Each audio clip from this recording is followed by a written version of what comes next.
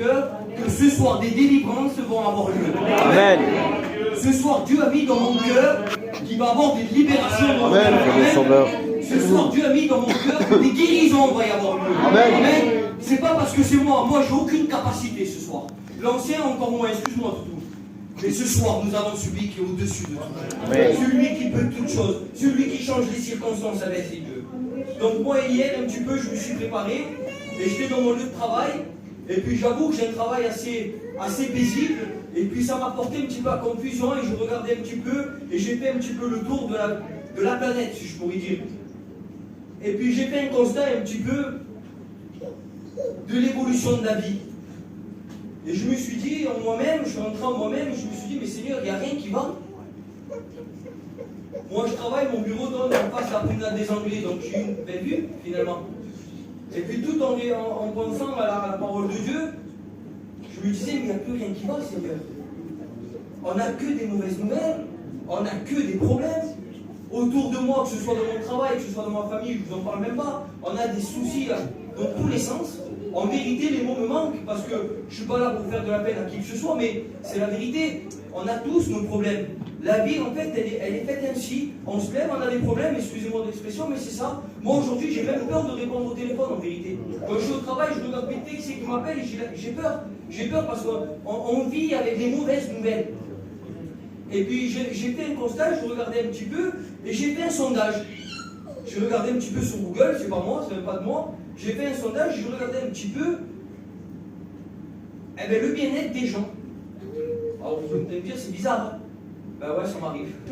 Alors j'ai regardé un petit peu, et puis j'ai regardé qu'en France, quasiment 50% de la population vit dans le divorce. Alors je ne sais pas si vous réalisez, c'est à peu près, c'est pas tout à fait 50%, mais quasiment, je crois que c'est 48%. Mais c'est énorme. C'est-à-dire que la moitié de la population en France vit dans le divorce. Et quand on parle d'un divorce, on parle d'un foyer détruit. Parce que quand on parle d'un divorce, on parle que forcément il y a des enfants. Les enfants sont ballottés de droite à gauche. Ils perdent leur père, ils perdent peut-être leur mère, ils vivent dans le chaos, ces enfants. Et puis le père et la mère, ben aussi, ils ont des problèmes dans leur vie, plus rien ne va. Tout est chamboulé.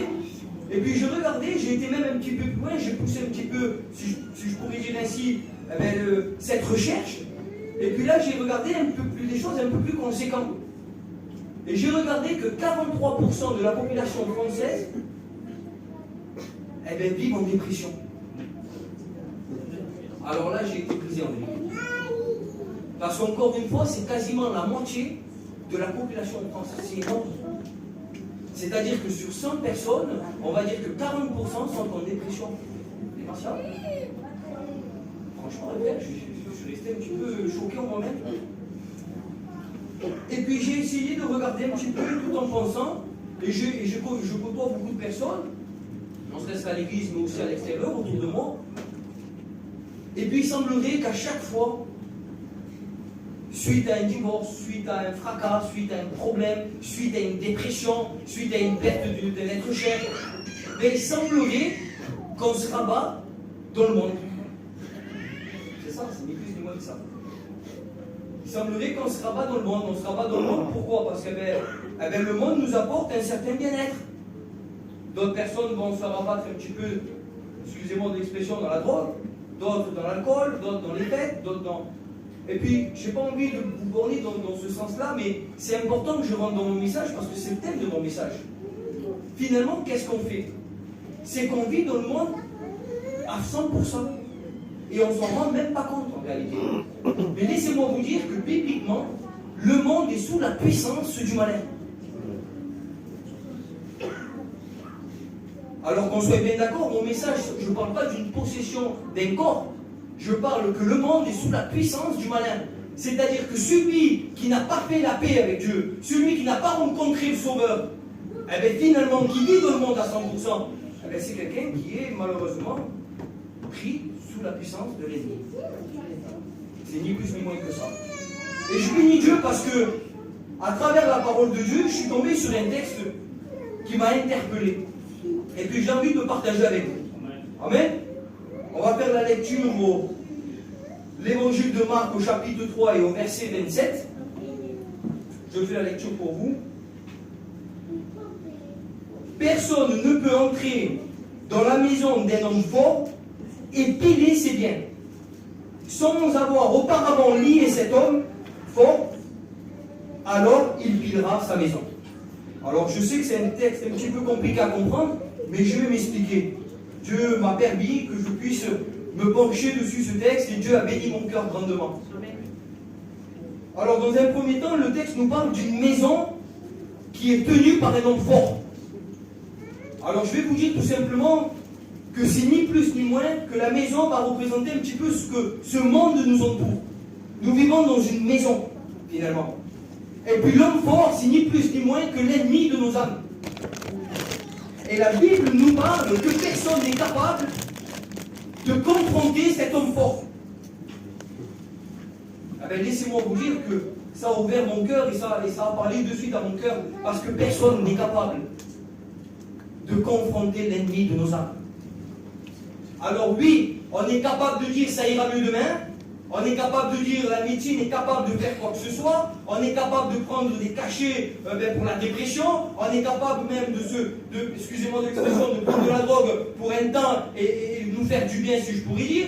On est capable de se pencher dans l'alcool et de venir peut-être avoir un état secondaire pour être un petit peu bien dans un court moment. Mais en réalité, il semblerait que ça ira mieux que demain. Mais en réalité, demain, ça a recommencé. Et puis demain, c'est encore à recommencer. Et finalement, on vit dans la maison de cet homme fort. Et excusez-moi de vous le dire comme ça clairement, mais nous vivons dans la maison de l'ennemi. Et nous appartenons à l'ennemi. Et laisse-moi te dire que si tu cherches une solution ce soir, et que ça fait des années peut-être que tu essayes de t'en sortir, que ce soit par l'alcool, la drogue ou bien d'autres choses, peut-être tout simplement même un péché qui te ronge et qui te colle depuis des années dans ta vie et que tu n'arrives pas à te débarrasser, tu penses et tu crois t'en sortir demain, laisse-moi te dire que c'est pas possible. Alors tu vas me dire, mais l'étudiant il tape fort ce soir. Non! Je vous dis ce qui est la parole de Dieu. L'homme fort, personne ne peut lui faire face. Mais je bénis Dieu.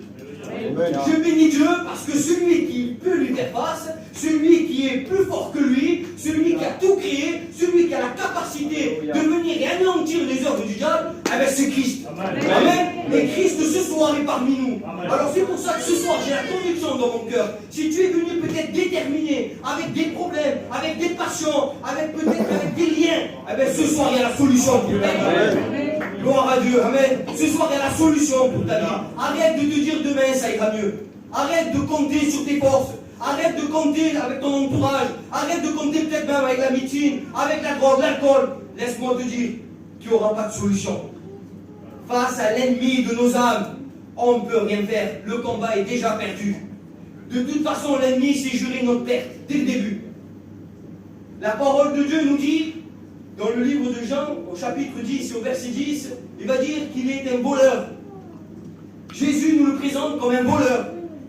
Il nous le présente comme celui qui tue, qui nous égorge. Il nous le présente comme un destructeur. Alors ce soir, je ne veux faire peur à personne, mais c'est la parole de Dieu. J'annonce ce que la parole de Dieu doit dire ce soir. Alors je ne sais pas, peut-être ce soir, qu'est-ce que l'ennemi est venu te voler? Peut-être ton identité. Seigneur, c'est important. On ne le réalise pas forcément, mais c'est important. Parce que l'identité représente réellement ce que nous sommes. En réalité, nous sommes tous la création de Dieu. Nous devons vivre autour de nous et faire du bien autour de nous, se réjouir à la présence de Dieu. C'était ça notre destinée. Mais l'ennemi il est arrivé et il a tout détruit. Il n'y a plus rien qui va dans ta vie. Ça y est, tout a été détruit. Il n'y a plus rien qui va. Ton foyer ne va plus. Il est venu, t'as tout volé. Les bénédictions que Dieu peut-être t'avait données autrefois, tu les as mis de côté. Il semblerait qu'aujourd'hui, ton Dieu, ça serait peut-être des cachets, l'alcool, la drogue, le péché. T'arrives plus finalement à relever la tête de l'eau. Et ça, c'est que les plans de l'ennemi. Alors oui, quand nous sommes, c'est la Bible qui le dit, quand nous sommes dans cette maison, liés par cet homme fort, ah ben il n'y a pas moyen de s'en sortir par nos propres moyens. Mais quand on regarde la Bible, et je bénis le Seigneur pour ça, il suffit juste qu'on tourne la page, c'est le chapitre juste après. Jésus va demander à ses disciples de passer de l'autre bord. Je bénis le Seigneur en vérité, je bénis ton nom, Sauveur. Ce soir, j'aimerais qu'on réalise ensemble en réalité que c'est pas rien les mots que je vous dis. Quelqu'un qui est tenu par des liens, il souffre. C'est peut-être pas ton cas, mais peut-être ton fils, peut-être ton entourage, ta fille. Aujourd'hui, il y a beaucoup de personnes qui sont tenues par la dépression, par l'angoisse, par la peur, la tristesse. Et puis nous, il semblerait qu'on est là et on laisse tout passer à côté. Des personnes qui n'arrivent plus à s'en sortir, qui sont pris dans la drogue et qui sont chaque jour tenues par ça, Seigneur. Il n'y a plus de moyens pour eux. Mais je bénis Dieu parce que juste au chapitre après, le Seigneur va demander à ses disciples de passer de l'autre bord. Et puis, juste le chapitre après, c'est le chapitre 4 et au verset 35. Je ne vais pas vous le lire, mais vous pouvez le lire à la maison. Jésus va dire à ses disciples de passer de l'autre bord. Il semblerait que Jésus a un rendez-vous d'une extrême urgence. Et puis là, on voit que, un petit peu plus bas, que quand ils prennent la barque pour aller de l'autre bord, de Galilée à Gadara, il y a à peu près 12-13 km. Et donc Jésus va passer de l'autre bord, il prend la barque. Et là, il y a la tempête qui se lève, la Bible nous dit. Eh oui, quand Jésus se met en route pour envoyer une bénédiction, quand Jésus se met en route pour bénir ton cœur, laisse-moi te dire que la tempête se lève autour de toi. Et puis on le voit, la tempête se lève. Mais je bénis le Seigneur parce que les disciples n'étaient pas seuls. Parce que si les disciples auraient été seuls, ils n'auraient aucune capacité. Ils seraient comme moi ce soir finalement. Moi tout seul ce soir je ne suis rien. Mais ce soir je viens déterminé parce que Christ est parmi nous. Et c'est lui qui peut tout. Et c'est ce qu'ils ont fait, c'est ce qu'ils ont vécu ces disciples. Eux ils étaient déterminés malgré la tempête, malgré qu'ils ne savaient même pas où ils allaient finalement. Laisse-moi te dire que Jésus était parmi eux. Et Jésus, lui, il savait où il allait. Il avait un rendez-vous d'une extrême urgence. Parce qu'à 12 km de cet endroit, il y avait un homme. La Bible nous parle d'un homme. Alors que ce soit bien clair, je ne parle pas d'une possession de corps ce soir. Je ne parle pas de ça. Mais je parle que quand on n'appartient pas à Dieu, et quand on est lié dans le monde, et quand le monde nous offre toutes ces choses qui peuvent exister et que nous subissons finalement ce qu'il y a autour de nous dans ce monde. Nous ne sommes peut-être pas possédés par le mal, mais nous vivons avec lui. Nous sommes entre ses mains finalement et personne ne peut nous enlever de ses mains. Et là on voit que de l'autre bord, à 12 km, on voit tout simplement qu'il y a un homme possédé d'un esprit impur. C'est le possédé de Gadara. Alors peut-être ce soir tu es venu et tu te dis mais moi pour moi j'ai plus de chance. Il y a trop d'années que je prends des cachets. Je ne pourrai plus m'en en passer. Il y a trop d'années que je me drogue, il y a trop d'années que je bois, il y a trop d'années que j'ai des problèmes dans ma vie. Il y a trop d'années que j'ai divorcé avec ma femme, avec mon mari. Il y a trop d'années que je m'entends plus chez moi. Il y a trop d'années que je vis dans le désespoir. Laisse-moi te dire qu'il ne faut pas s'habituer à ça. Parce que Christ est passé de l'autre bord. Ce soir, il est passé aussi de l'autre bord. De son ciel de gloire, il est passé sur la terre. Il s'est fait fils de l'homme pour que ce soir, il puisse te donner la délivrance. Alors ce soir, s'il vous plaît, essayez de prendre conscience de ce que je vous dis. Ce soir, il y a une solution. Si c'est peut-être pas pour toi directement, peut-être autour de toi, peut-être tes enfants, peut-être un cousin, peut-être tes parents. Il y a une solution ce soir. Amen. Et tu vas peut-être croire que c'est difficile. Eh oui, parce que l'ennemi, c'est ce qu'il te dit dans ton cœur à l'heure actuelle. Laisse-moi te dire que l'ennemi, c'est un menteur. La Bible nous dit que c'est le père du mensonge. On ne peut rien contre lui. C'est un menteur. Il est là à l'heure actuelle, il est en train de te dire, c'est pas pour toi ce qu'il dit. toi tu es habitué à vivre ainsi, tu n'arriveras pas à te débarrasser de ton péché. Ton état va aller de mieux en mieux. Ne l'écoute pas. C'est un menteur. Ses pensées ne sont pas bonnes. Seul, tu t'en sortiras pas. Laisse-moi te dire que demain, ça ira pas mieux. Et là, j'ai pris l'exemple, personnellement, l'exemple du possédé de Gadara. Pour moi, il n'y en a pas eu pire. J'ai bien dit pour moi. La Bible nous dit qu'il vivait dans les sépulcres. Ça vous choque peut-être. Mais quand on n'appartient pas à Christ, et quand on vit dans le péché, la Bible nous dit que le salaire du péché, c'est la mort. En réalité, sans se rendre compte de nos vies, nous vivons dans les sépulcres. Quand Christ ne fait pas partie de notre vie. La Bible nous dit qu'autour de lui, ils ont essayé si je pourrais dire, de l'aider. La Bible nous dit qu'ils l'ont attaché. La Bible nous dit qu'ils ont essayé de le dompter, c'est-à-dire de le maîtriser. Combien de fois tu as essayé de maîtriser peut-être des cachets que tu prends, la douleur que tu as dans ton cœur, ces blessures que la vie t'a faites. Les cadeaux de la vie, des fois, ne sont pas des cadeaux. Il y a des surprises inattendues. Et alors, il semblerait que tu te fais des fausses idées, un faux espoir. Et tu te dis, ça ira mieux demain. Et tu formes une carapace, je pourrais dire, pour passer. Et la vie fait que ça s'empire.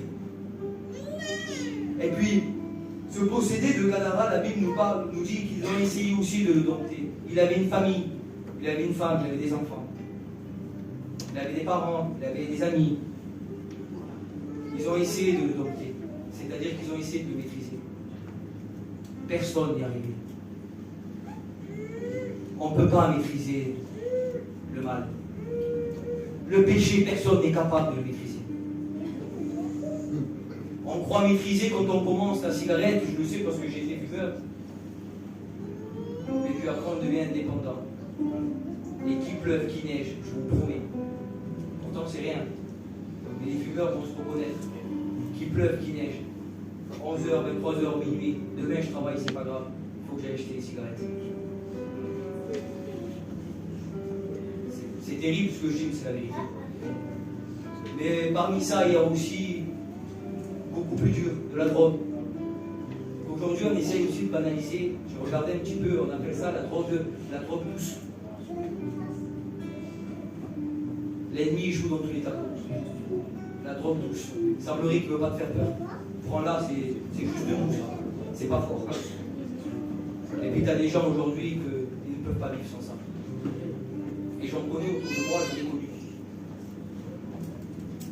Et puis ils ont essayé de le dompter, mais finalement, toi, tu n'arrives pas non plus à dompter le péché. Ils ont essayé, la Bible nous dit qu'ils ont essayé même de l'enchaîner. La Bible nous dit qu'ils rampaient les fers. Il n'y avait aucun moyen. Aucun. Et je bénis le Sauveur. Parce que Christ, lui, il avait vu. Ils étaient à 12-13 km, je regardais un petit peu d'où ils étaient, à Gadara. Les disciples n'ont pas vu. Moi ce soir, je ne vois pas ton cœur. Je ne vois pas ce que tu vis chez toi. Je ne vois pas la douleur de ton cœur. Je ne vois pas ton problème. Je ne vois pas la situation de ta vie. Je ne vois pas par quoi tu es lié, par quoi tu es tenu. Mais le Seigneur ce soir, il te voit. À des kilomètres. Et lui, il savait. C'est pour ça que j'ai appelé cette prédication le rendez-vous. Le rendez-vous d'une extrême urgence, parce que le Seigneur le savait. Et puis la tempête se lève, et le Seigneur là, il va commencer à se lever, il va commencer à menacer la tempête, et il va lui dire, silence. Mais j'ai remarqué qu'il y a deux. Il va dire silence, et juste après il va dire tais-toi. À qui il parle? C'est la question que je me suis posée aussi, finalement. Le Seigneur savait à qui il parlait. Il va dire silence à la mer. Mais il va dire tais-toi à l'ennemi de nos âmes. Amen. Gloire à Dieu. Il va lui dire tais-toi. Parce que lui, il savait qu'il commençait à souffler dans les cœurs des gens. Il savait qu'il commençait à souffler dans le cerveau des disciples. Vous n'allez pas y arriver. Il crée la peur en eux. Il crée l'angoisse, le stress. C'est pour ça qu'il va dire tais-toi. Parce que quand il a dit silence, la mer s'est arrêtée. Amen. La mer lui obéit au doigt et à l'œil. C'est lui qui a tout créé. Mais il va continuer, il va dire toi, tais-toi. Arrête de faire peur mes disciples. Arrête de faire peur mes enfants ce soir. Le Seigneur voudrait t'encourager. Ce soir, il voudrait te dire ne crains pas, n'aie pas peur. Il est avec toi ce soir. Il a une solution pour ta vie. Il a des projets pour toi. La Bible nous dit qu'il a des projets que même s'il te les raconterait, tu n'y croirais même pas. Et c'est la vérité, mes frères et amis. Moi aussi, je n'y croyais pas. Et aujourd'hui, c'est moi qui apporte la parole de Dieu. En vérité, je vous le dis, c'est pas pour moi justifier ma vie. Mais j'en ai jamais été capable. Moi aussi, j'étais dans le péché. Moi aussi, j'étais dans les endroits noirs, finalement, dans ma vie. Et je croyais que tout allait aller de mieux en mieux. Et je me trompais fortement. Mais j'ai compris que Christ est venu me voir. Alléluia. Et c'est ce qui se passe pour ce possédé de Gadara. Christ a pris le devant. Il menace la mer. Il lui dit de se taire. Il traverse la Galilée. Il arrive à Gadara. Et on continue un petit peu. Je n'avais pas trop longtemps. Il continue un petit peu. Et là, on voit que le possédé va courir, la Bible nous dit. Et se mettre à genoux devant lui. Quelle grandeur, Sauveur. Ce possédé ne connaissait pas Christ. Mais laisse-moi te dire que l'ennemi qui vivait en lui reconnaissait le Maître. Il a couru, il s'agenouillait devant Jésus. Laisse-moi te dire que si ce soir, tu n'as aucune capacité, ce soir, le Seigneur est avec toi. Amen. Et tu es capable, le Seigneur va te rendre capable. Amen. Ce soir, le Seigneur veut te rendre capable. Ce possédé va venir et courir. Et puis on continue 5 minutes, il va lui demander. Et alors ça, c'est l'ennemi qui va parler. Il va commencer à lui prier finalement. Il va avoir un dialogue avec le Maître. Et il va lui dire, je te prie, ne me chasse pas aux abîmes, mais jette-moi dans les troupeaux. Imaginez-vous, l'ennemi qui implore la puissance et la gloire du Sauveur. Qui lui demande, qui lui supplie de ne pas le jeter dans l'abîme ce soir. Je ne sais pas si vous réalisez, mais ce soir je vous annonce ni plus ni moins celui qui est au-dessus de tout. Amen. Celui qui a une solution. Et puis quand tu es pris par cet homme fort, si je pourrais dire, le Seigneur seul est capable de te dire. Amen. Et puis il y a un verset, j'aimerais quand même le citer. C'est dans Colossiens, au chapitre 2 et au verset 15, la Bible nous dit, il a dépouillé les dominations et les autorités. Amen. Amen. Amen. Il les a livrés publiquement. Il n'a rien pu cacher. Publiquement. En spectacle. En triomphant au bois de la croix. Amen. Alors maintenant je comprends mieux, je bénis ton nom, Sauveur. Je comprends mieux que finalement, quand on parle, que la Bible nous parlait tout simplement de, je reviens au début, c'est important, excusez-moi, j'ai pas envie de passer à côté. Il parlait de pilier. Pilier, c'est ni plus ni moins que d'écraser quelqu'un, de récupérer quelque chose. Quand on est entre les mains de l'ennemi, quand on appartient à l'ennemi, personne n'est capable. Et Christ, lui, il est venu dépouiller l'ennemi. Amen. Alléluia. Il est venu enlever ce qui lui appartient finalement.